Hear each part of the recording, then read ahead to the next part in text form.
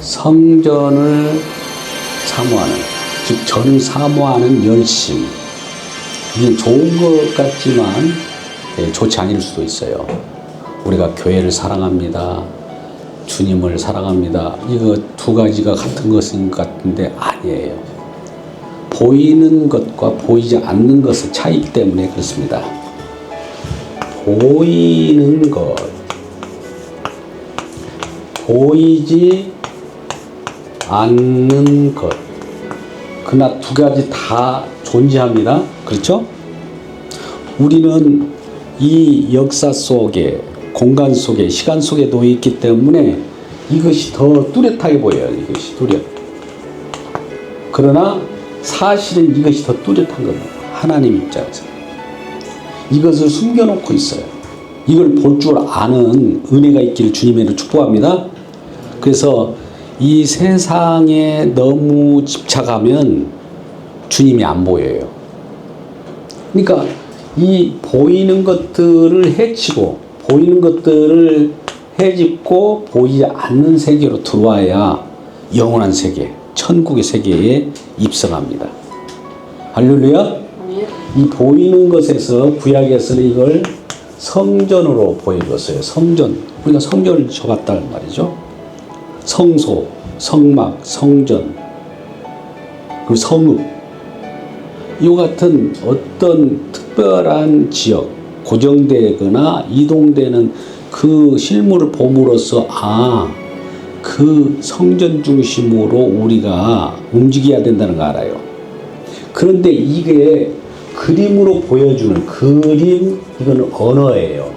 그림으로 설명하기 위하여 보여준 거. 뭘 보여주려고요? 이걸 알려주기 위하여. 보이지 않는 세계를 이 보이는 것으로 설명하는 거예요. 설명하는 것은 뭡니까? 그 자체가 실체입니까? 그림자입니까? 그림자. 잘 보세요. 이건 그림자입니다. 그림자. 보여주려고 하는 것은 여기에요. 실체예요. 이게 진짜예요. 진짜. 이건 허상이고 이거는 실상이라고 해요. 이 실상을 받지 못하면 이 실상이 진정한 표적이에요. 이건 기적이라고 하고. 차이가 그런 거예요. 자, 이거 구분하셔서 지금 이것이 마음에 수납되어야 말씀이 들어옵니다. 보이는 걸 가지고 우리가 그걸 이렇다 저렇다 판단해낼 수가 없어요. 우리 주님은 외모로 판단하지 않고 보이는 것으로 그냥 그 세계가 전부인 양 얘기하지 않습니다. 보이는 세계를 통해서 보이지 않는 세계를 설명하고자 한 거예요. 보이지 않는 세계라고 해서 없는 것이 아니라 실제로 존재하고 그것이 풍성하고 그것이 하나님의 나라이고 그분이 우리에게 예비된 축복의 나라이기 때문에 그렇습니다. 그러니까 우리가 이 땅에 많이 깨져요. 많은 것을 회수해 가요. 이 땅의 모든 것들을 이것저것 해집고 주님께서 원하시는 나라를 보여주는 거예요. 이 부분에 대해서 오늘 그래서 전을 사모한다. 이 이스라엘 백성들이 너무나 성전을 사모했어요. 이 사모하는 것들이 보이는 것을 사모하다 보니까 진정한 보이는 걸 통해서 보여주고자 하는 주님이 안 보인 거예요. 보이는 걸 통해서 진정한 보여주고자 하는 표적이 안 보인 거예요. 우리가 그러잖아요. 기적을 행하면 기적만 보고 막 웅성웅성하고 그 기적이 문제가 아니에요. 기적 배후에 있는 주님의 역사를 봐야 됩니다. 주님의 배후에 진정한 표적이 있어요. 표적이 뭡니까? 궁극적으로는 제가 말씀드리고자 하는 건 십자가입니다. 자, 이스라엘 백성들이 애굽에서 나올 때 그냥 나옵니까? 애굽에 있는데 잘 살고 있어요. 물론 세상 신에 의해서 조정을 받고 살지만 그래도 거기에 딱 들어 안착해 가지고 자, 좋은 데가 있다. 나가자. 또 나갑니까? 우리가 이 땅에 발붙여 살 때 예수 믿자. 예수 구원으로 우리가 이 에클레시아 주님으로 말미암아 주님의 부르심을 받고 한번 떠나고 싶어해요? 아이고 등따서 배부른데 왜 떠나려고 그럴까요? 근데 그 속성이 뭐냐? 애굽의 속성 바로의 속성인데 바로 왕 세상 신의 사단의 속성이에요. 사단의 속성들이 9가지로 나옵니다. 우리가 잘 알듯이 이 10가지 재앙 중에 9가지가 바로의 속성이에요. 바로의 속성. 10가지 재앙이 있었어요. 10가지. 한 가지는 장자재앙이라고 하는 최후의 재앙인데요. 장자재앙. 9가지 재앙을 통해서 10가지 마지막 이걸 한 가지라고 합니다. 10가지를 한 가지라는 표현을 해요. 제 대표적인 데이기 때문에 9가지 재앙 때문에 그 바로의 속성이 우리 마음 가운데 있다는 거예요. 9가지가 다. 본래 이 애굽의 재앙을 뭘 해줬습니까? 우리가 잘할 때 한번 피, 개, 리, 바, 악, 독, 우, 매, 흑. 이 9가지예요. 피, 개, 이, 파, 악동, 족종, 우박, 메뚜기 이런 흑암, 재앙을 줘도 이런 끝까지 이걸 재앙을 가져놓더라도 우리가 그 속에서도 끝까지 머물라고 하는 거예요. 습성이. 그러니까 이런 재앙을 통해서 9가지 속성이 우리 마음 가운데 있는 거나 똑같아요. 지금 세상과 우리는 보이는 걸 통해서 보이지 않는 우리 마음이나 우리 마음의 천국이라든지 주님께서 우리 주장하고 있는 심정을 지금 표현하고 있는 겁니다. 근데 이 9가지 속성이 우리 마음하고 똑같아요. 이거 벗어날 수 없어요. 이 속성 때문에 우리는 죽음이 오잖아요. 그죠? 그래서 이러한 것 때문에 죽는다 해서 10번째 죽어라 하는 것이 마지막 한 가지 재앙이 한 가지라고 그래요. 장자 재앙을 한 가지 재앙이라고 해요. 그렇게 성경에 그렇게 나와 있어요. 10가지 재앙 그렇게 하지 않습니다.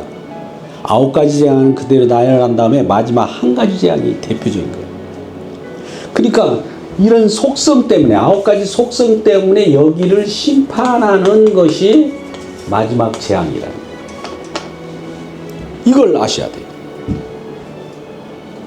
이걸 우리는 출애굽에서 우리가 잘 나타낼 수 있죠. 출애굽에 지금 12장 13절 말씀을 펴서 보면 알 거예요. 우리가 지금 설명하는 가정 속에서도 성경을 보면 좀 좋습니다. 출애굽기 12장 13절에 출애굽 여호와의 어린 양의 피, 어린 양의 피, 이걸 6월절 어린 양이죠. 6월절 어린 양의 피에 의해서 이스라엘 백성들이 애굽이라고 하는 곳에 아브라함 언약 자손이 처음에 70명이 들어갔다가 나중에 4대 한 430년 만에 몇 명은 불어납니까? 장정만. 우리가 이걸 이제 출애굽기 19장 1절 말씀 가운데 보면은 60만 3,550명 이렇게 되어 있어요. 이 장정이 아브라함의 언약 자손으로 들어가 있는데 이들이 이렇게 나와요. 출애굽하는 인원이 이렇게 된 거예요. 장정만. 이 장정을 대표하는 거죠. 그런데 이들이 나올 때 이들은 아브라함의 언약 자손이었어요. 분명히 아브라함 언약 자손이 애굽에 들어가 있어요. 애굽에 지금 들어가 있습니다. 거기에서 애굽 속에 들어있는 어둠 속에 들어있는 빛의 자녀가 있단 말이죠. 그들을 불러내는 거예요.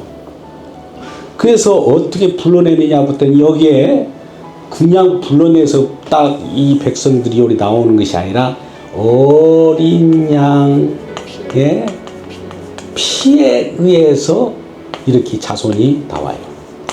그러면 여기에서는 아브라함의 언약 자손으로 애굽의 사단의 조종 아래 여기에 있었지만은 이쪽으로 나올 때 어린 양의 피의 공로에서 이쪽으로 나와 있기 때문에 이쪽 자손은 어린 양의 피의 자손인 거예요. 할렐루야. 잘 보세요. 어린 양의 피 묻혀서 피로 나왔기 때문에 나는 피의 자손이야. 나는 피에 의해서 나타난 자야. 나는 피의 공로에 의해서 새롭게 생명을 얻은 자야 라고 하는 거예요.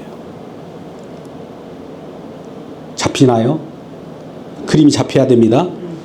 이 부분은 이게 여기가 어린 양이 장차 어떤 내용으로 가냐면은 출이라고 하는 것은 계속 제가 합니다만 출세, 출세상, 출애굽. 여기 출애굽이에요. 출애굽으로 출발했어요. 이런 내용이 궁극적으로 여기에 실상으로서는 여기도 사실은 허상이고 여기도 좀 허상적인 거예요.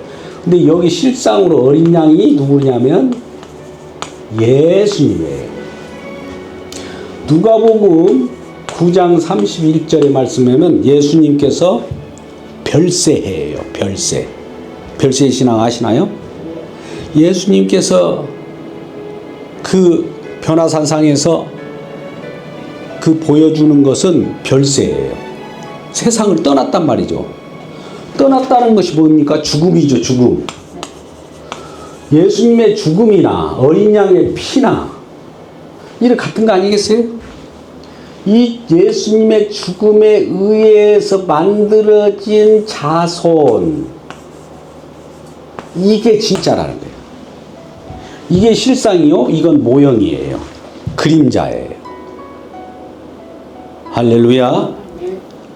이 부분 우리가 잘 생각해 보시기 바랍니다. 우리가 여호와의 어린 양의 피로, 여호와의 어린 양의 피에 의해서 6월절에 죽음의 문턱을 넘어섰어요. 죽음이 이들을 덮치지 못하고 넘어갔다는 거죠. 재앙이. 그러니까 이들은 죽음이라고 하는 것이 일단은 그들에게 엄습했어요. 죽음 없이 그냥 태어나게 그냥 살아난 것이 아니라 죽음이 왔다가 죽음이 일단 들이닥쳤어요. 그 속에서 살아난 거예요. 우리가 이 땅에 살아갑니다. 저와 여러분이. 그럼 한번 죽음이 와요. 죽음이 들이닥쳐요. 히브리서 9장 27절 잘 아시잖아요. 한번 죽는 것은 정해졌어요. 이미. 죽음이 와요. 그러나 다시 살아나는 거예요. 거듭 태어났다. 하늘로 다시, 하늘 생명으로 태어난 거예요. 이 내용이 하늘 생명으로 태어난 내용을 얘기하는 거예요. 그러면 왜 이렇게 하느냐? 이렇게 해가지고 어쩌려고? 출애굽의 목적이 뭐냐? 어쩌려고 해요? 출애굽 목적이. 결국 저와 여러분을 같은 백성으로 우리를 모아서 우리를 성소같이 삼으시고 자손으로 기업의 산에 삼으시고 우리와 함께 임마누엘하고 우리가 영원토록 함께 살기 위하여 그렇다는 거예요. 그러면 이 출애굽의 목적이 무엇일까? 출애굽의 목적이 뭘까요? 여러분? 출애굽 목적이 뭐예요? 예? 출애굽. 애굽으로부터 나오는 애굽의 목적. 뭘까? 이 출애굽기 15장 17절 말씀 보니까 이 백성을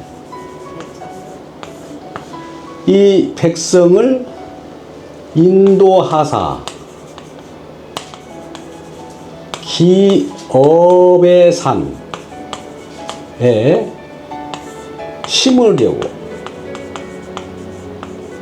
함. 그래서 이걸 보니까 과연 주의 손으로 주님의 손으로 만드신 성소로소이다. 주의 손으로 만든 성소라는 거예요. 이 백성을 가지고 출애굽시켜서 기업의 산인 시내산에 심어놨더니 시내산이 1차적으로 들어왔어요. 출애굽기 19장 1절 이하. 그 아까 60만 3,550명이 이렇게 들어왔단 말이에요. 그래서 출애굽기 19장 5절 6절 말씀 제사장의 나라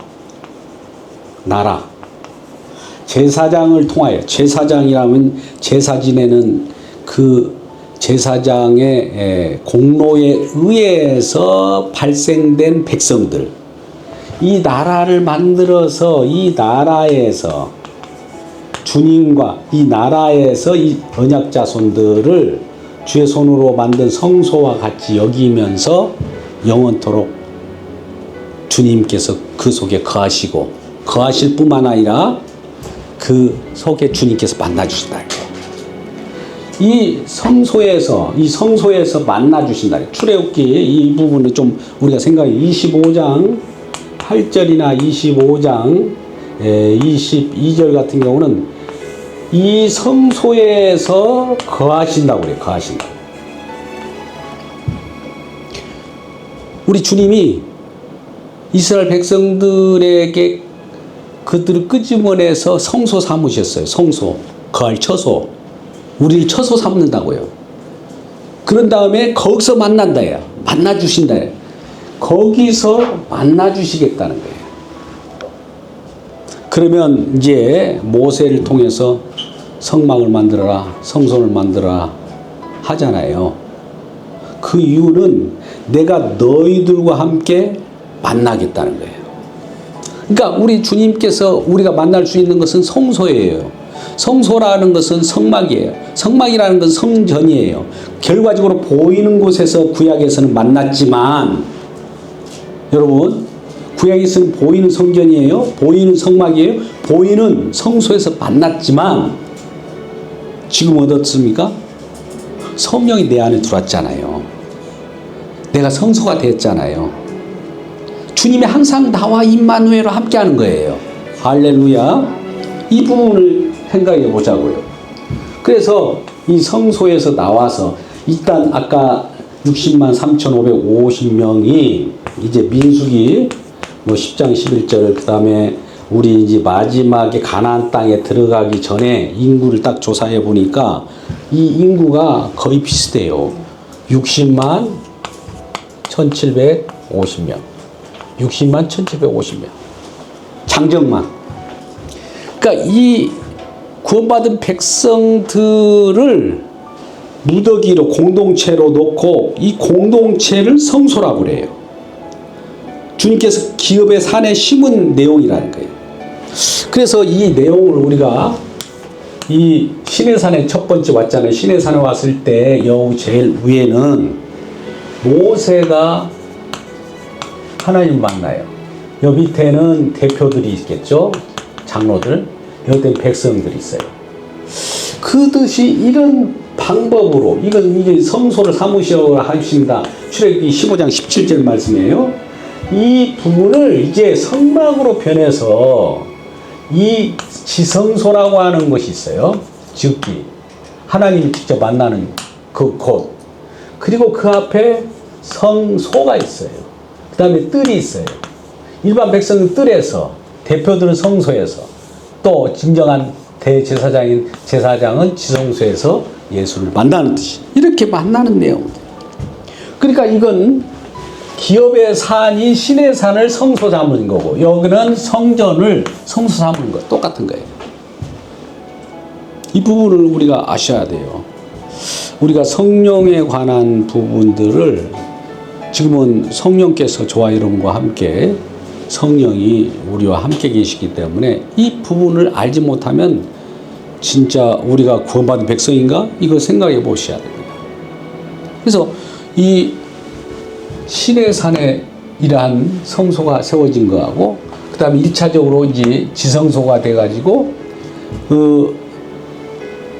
이 성소가, 성전, 이제 이 지성소가 이제 이건 성막이잖아요. 성막. 여기는 신의 산이고, 그 다음에 이것이 어떻게 갑니까? 나중에 성전. 여러분, 성전은 어디 이제 저렇게 이스라엘 백성들이 광야에서 이 성막으로 이리 가면 가고 저리 가면 가고 쉬면 쉬고 이랬던 형태예요. 그러면 가나안 땅에 이제 들어가서 정착한 다음에 뭘 했습니까? 예, 그때는 성전이죠. 그래서 성전을 졌는데 가나안 땅에 성전을 졌을 때 처음에 지은 성전이 뭐예요? 다윗에게 내가 너에게 성전을 짓게 해주겠다. 그러면 너의 아들에게 짓게 해주겠다고 그래요. 다윗은 우리 주님을 위하여 나는 왕궁에 거니는데 우리 여호와 하나님은 천막에 거하는구나 해가지고 성전을 지으려고 했는데 아니야, 내가 너를 위하여 성전을 지어줄게 하면서 그러나 너는 이 성전을 짓는 준비만 하고 결과적으로 다윗 왕 아들인 솔로몬 왕 때 성전이 이루어집니다. 이게 열왕기 상 8장 21절이에요. 이 성전을 완공한 거예요. 그리고 성전에 와서 기도하고 성전에 와서 하나님께 아뢰면은 우리 주님께서 그 속에서 만나서 우리의 이스라엘 백성들의 소원과 그들의 간구를 들어 응답합니다. 그래서 이 기도, 솔로몬 성전의 낙성식이 뭡니까? 낙성대가 아니에요. 이 솔로몬 성전을 봉헌하는 그런 내용들이 나오는데 왕 8장 21절. 그런데 이 솔로몬 성전이 어떻게 됐습니까? 이스라엘 백성들이 이렇게 있는데 이스라엘 백성들 나중에 이 성전이 회파되어 버립니다. 바벨론이라고 하는 그 극심한 또 다른 애국과는 또 비교할 수 없는 이방 세력, 이것도 바벨론도 사단과 같은 세력들이에요. 거기에 의해서 또 포악을 받고 그들에게 끌려가요. 포로 생활을 해요. 그러니까 포로 생활할 때 여기에 성전은 다 회파됐다는 것은 깨지고 거기에 있는 기물들 다 부서지고 다 망가지고 한 거예요. 그런 다음에 어떤 일정한 기간, 오늘 다리오 왕이라고 하는데 다리오 6년 정도 될 때 이거는 다리오 왕은 바벨론 왕이 아니에요. 바벨론을 집어 삼켰던 메데 바사의 왕인데 이후에 바로 고레스 왕이 옵니다만 다리오 왕부터 벌써 이들을 포로로부터 너희 나라에 귀환하라. 너희들이 다시 성전을 회복해. 이걸 조서를 내려서 허락합니다. 그러니까 이들이 귀국에 했어요. 귀국. 바벨론으로 포로로 끌려갔다 70년 만에 귀국을 했다고. 귀국에서 지은 것이 뭡니까? 이 성전을 수르바벨. 여러분 수르바벨 성전 아세요? 이 수르바벨 성전은 솔로몬 성전은 엄청나게 컸어요. 그냥 화려하고 정말 웅장했는데 수르바벨 성전을 이렇게 보니까 너무나 보잘것없어요. 귀환해가지고 성전터 기초를 놨는데 이 솔로몬 성전을 지을 때 여러 레위인과 제사장들과 이런 사람들 솔로몬 칠 때도 이걸 봤잖아요. 근데 성전을 봤던 그들이 이 스룹바벨 성전을 다시 회복하고 지다가 기초를 놓는 걸 보고 대성통곡을 합니다. 왜 대성통곡이에요? 별 볼 일 없거든요. 본래는 큰 성전이었는데 다시 회복해가지고 귀국해가지고 성전을 짓는데 이 기초를 놨는데 이게 볼품이 없는 거예요. 내가 이전에 솔로몬 승리 때는 엄청났는데 어떻게 이렇게 우리가 위축되고 별 볼 일 없는 성전으로 만들어졌을까? 이 얘기 나와요. 근데 그럼에도 불구하고 하나님은 이 작든 크든 성전을 통해서 이 크고 작은 것이 문제가 아니라 이 성전을 통해서 말씀하고자 하는 내용이 있어요. 말씀하고자 하는 내용이 보이지 않는 내용이에요. 이건 성전은 보이는 내용이고, 그러니까 그것이 중요한 거예요.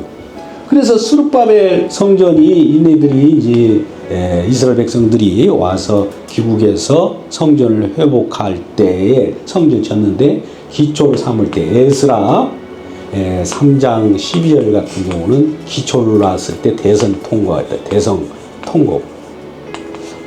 우리가 어찌 이런 볼품없는 성전인가 하면서 그때 연세 드신 분들이 그렇게 대성 통곡을 했어요. 에스라 6장 15절 말씀 보면 이때 성전이 이제 완공됐어요. 이런 내용이 이제 에스라와 학계가 나와서 숫밥 성전과 함께 그것을 완공을 하게 되죠.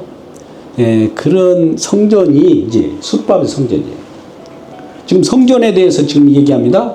아까 신의 산이라고 하는 여기에 내가 기업의 산에 너희와 함께 있으리라. 내가 만나주라. 나 너희와 함께 가리라 하고, 또 그것이 성막으로 가서 지성소, 성소, 뜰이 있는 이 성막, 그 다음에 성전.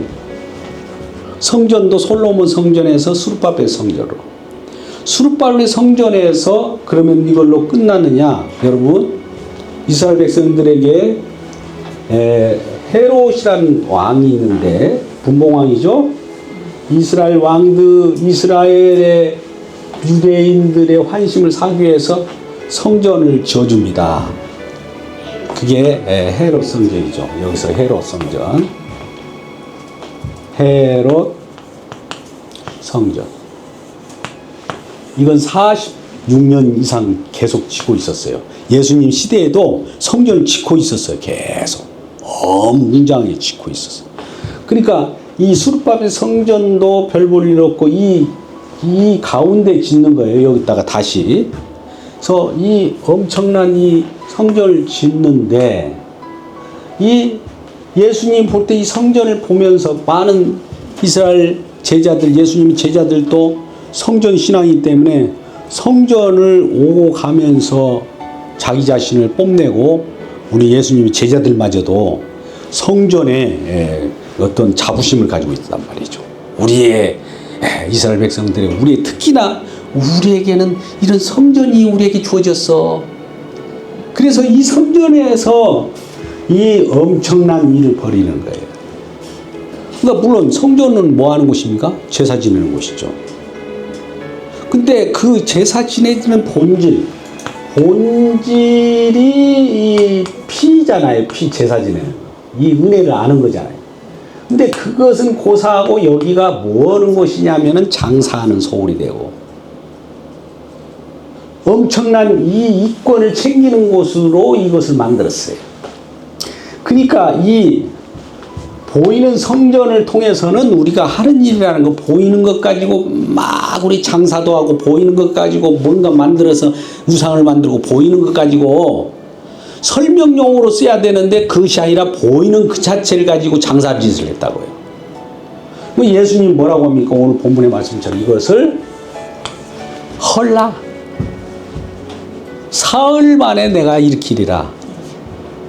그러니까 이 대제사장이나 서기관이나 장로들 입장에선 이 성전을 헐라고, 우리가 그토록 소중히 여기는 성전인데 성전을 헐라고?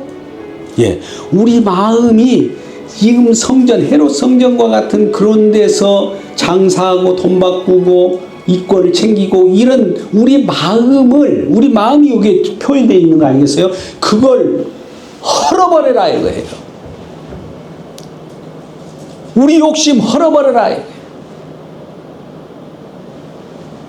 이거 헐어라. 우리 인간의 이 제사장들이나 장로들의 모든 그 마음의 표현은 성전에 나타났잖아요. 성전에서 이권을 챙기고, 헐라 사흘 만에 일으키라. 이 말은 뭐냐면은 이것을 보이는 성전이죠. 보이는 것은 헐라 보이는 것을 헐어라. 보이는 걸 헐어. 보이지 않는 것이 뚜렷하게 나타날 것이다 이 말이에요. 제가 그러잖아요. 여러분 세상이 너무 많이 막 가득 찼습니까? 보이는 것이 가득 찼습니까? 헐어라. 허는 것은 뭡니까? 금식하라 이런 얘기예요.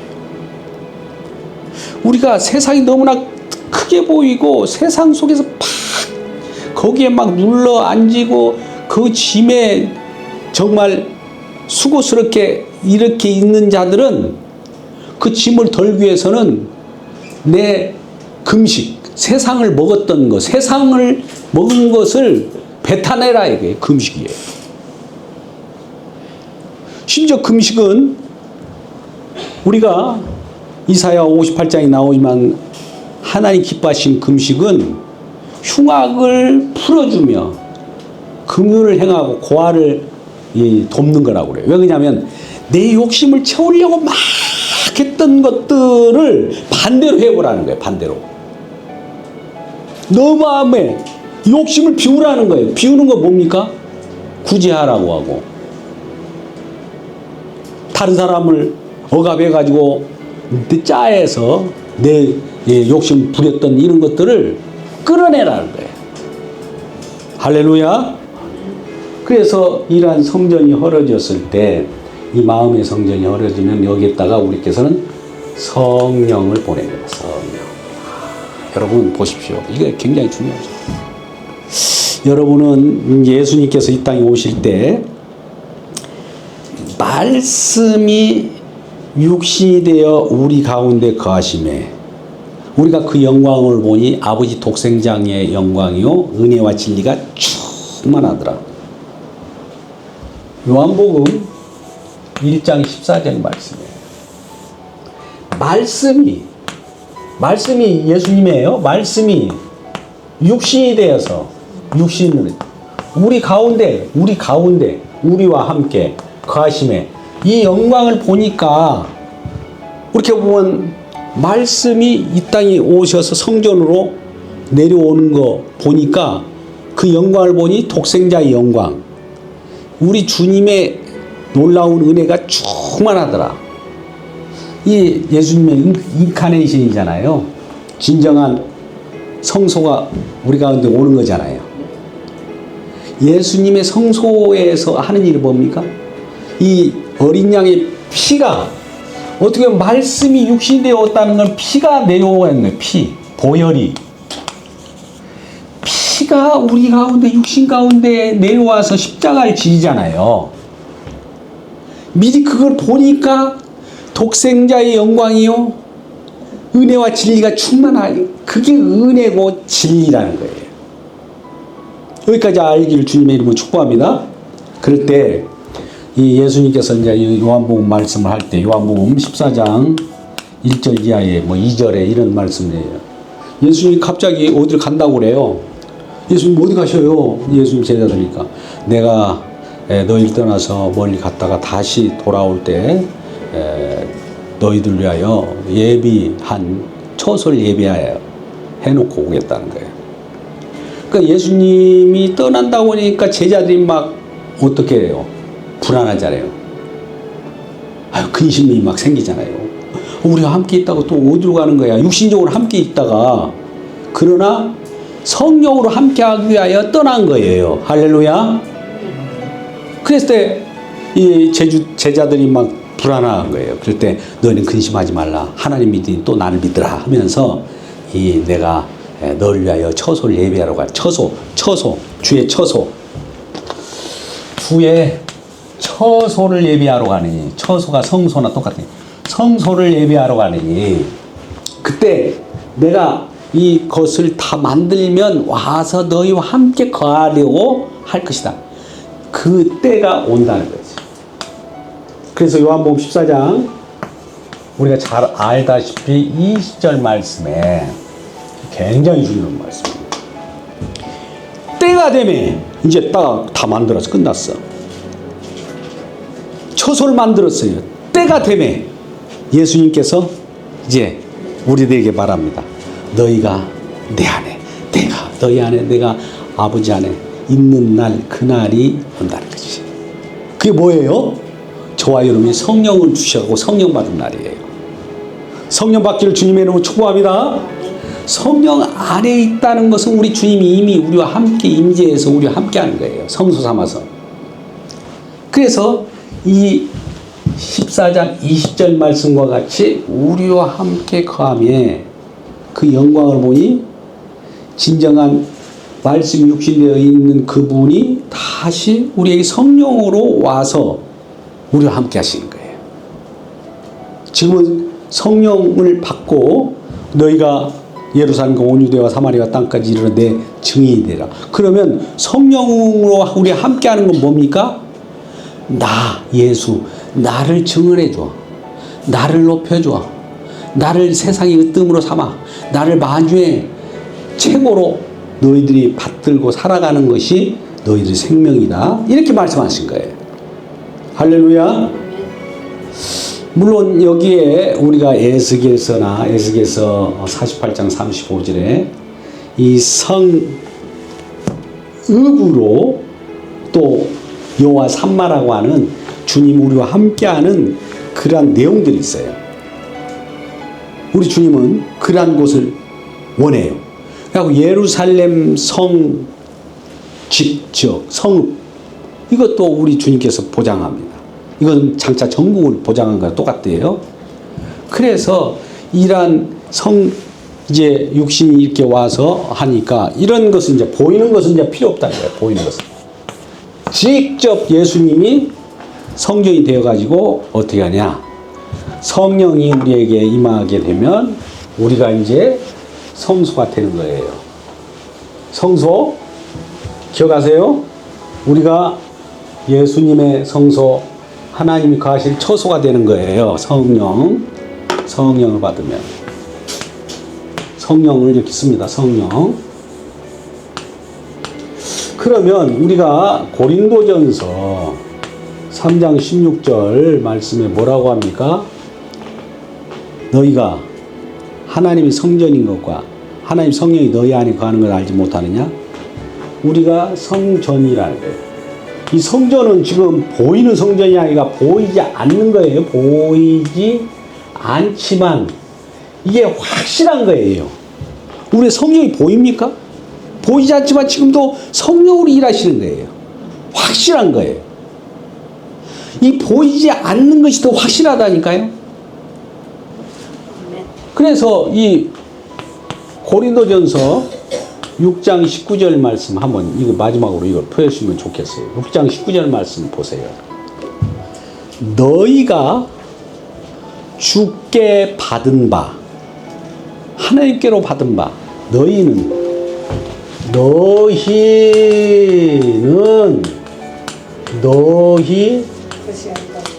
너희 몸이 아니라 하나님의 것. 읽어보세요. 고린도전서 6장 19절 시작. 너희 몸은 너희가 하나님께로부터 받은 바 가운데 계신 성령의 전인 줄 알지 못하느냐. 그 다음에요. 중요해요. 20절.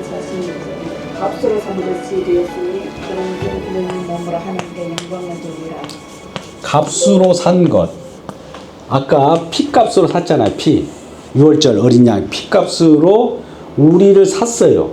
피값으로 산 것이기 때문에 주님께서 피로 이렇게 샀어. 뭐 우리는 피의 그 공로에 의해서 존재하는 자들이에요. 하나님께 그래서 영광을 돌려라.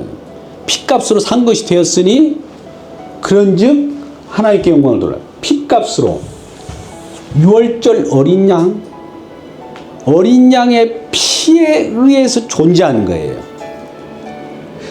피에 의한 백성이에요. 피백성이에요. 하나님의 백성 이렇게도 할 수 있지만 더 구체적으로는 피에 의해서 나타나는 백성들이에요. 주님께서 피 흘려 주심으로 즉 주님께서 죽어 주심으로 나타나는 백성이라는 거예요. 그러니까 주님이 죽고 우리가 사는 거예요. 그 안에서 우리가 살아갈 때 아 주님께서 왜 죽으셨는가? 우리를 살리려고 주님께서 피값으로 그리고 핏값으로 샀기 때문에 이게 소속은 어디예요? 핏값은 소속이 지금 주님이 소속이잖아요. 주님의 피예요. 주님의 피지 사단의 피도 아니에요.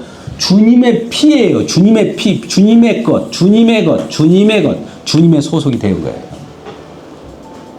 이게 우리 것은 우리라고 주장할 수 없어요. 오늘도 나는 내가 내 삶을 내가 스스로 사는데 어디가 내 스스로 살아요? 우리 주님께서 잘 보세요. 우리가 건강 같은 것도 잘 우리를 알게 하시는 방법이 여러 하나님 다방면으로 이것저것 다 움직여가지고 다 하는데요. 우리 주님이 조금이라도 우리가 아플 때 의사나 뭐 여러 주변에 있는 도움 손길을 통해서도 우리가 산다고 하지만 그 사람들을 우리 주님께서 붙잡아 주는 거예요. 만약 우리 속에 순환기나 피나 여러 흐르는 이 내용들이 주님께서 지금 운행하여 주지 않고 살아 역사하지 않게 한다면 순간적으로 사라져 버립니다. 양자역학이라는 거 있어요. 우리는 이 몸이 있지만 탁 건들면 없어져 버려요. 지금은 그렇게 발달했습니다. 지금. 그러니까 우리는 아무것도 아니에요. 그럼 어떻게 존재하냐? 주님의 피에 의해서 존재하는 거예요. 그러면 주님께서는 피를 흘려주신 그 공로가 얼마나 그 헛되지 않게 하기 위해서 우리들을 얼마나 보존하겠습니까? 피로 산 우리 하나님 백성인데 이러한 우리의 소중함을 알고 이제는 주님, 나는 내 인생은 나의 것이 아니라 주님의 것입니다. 주님께서 피로 사신 백성이군요. 교회도 마찬가지예요. 피로 사신 교회라는 말은 피로 사신 구원받은 백성이라는 거예요. 뿌리. 그래서 피로 사셨기 때문에 주님의 피 공로만 자랑하고 교회 안에서는 다른 거 꺼내놓을 필요가 없어요. 세상 것 끝내봐야 그거 한 별 볼 일 없어요. 순간적으로 하나님 훅 불어버려 날아가 버려요. 그리고 우리는 안개와 같은 인생이지만 진정한 생명, 보이지 않는 생명이 지금 우리 가운데 이미 예비된 축복으로 마련되어 있다는 이 사실을 기뻐하시는 저와 여러분 되시기를 주님의 이름으로 축원합니다. 기도하겠습니다. 아버지 하나님 감사합니다. 주님의 놀라운 사랑으로 오늘 주의 전 우리가 보이는 성전을 사모함으로 말미암아 보이지 않는 성전이 훼손될까 싶습니다. 그러나 이제 우리 주님께서는 보이지 않는 것이 더 크고 실상으로 우리와 다 있기 때문에 진정으로 이 세상의 모든 기적들은 표적을 나타내고 우리의 이 세상에만 살아가는 모든 것들이 십자가의 표적을 증언하게 하여 그 십자가의 유월절 어린 양으로 오신 예수님이 우리의 존귀하신 만유의 주요 우리의 주이라는 것을 알게 하여 주시면 감사합니다. 변함없는 사랑으로 이 놀라운 본질의 역사가 우리 마음 가운데 임하게 하여 주시고 그 가운데서 승리하며 살아갈 수 있도록 은혜 내려 주옵소서. 예수님의 이름으로 기도드리옵나이다. 아멘.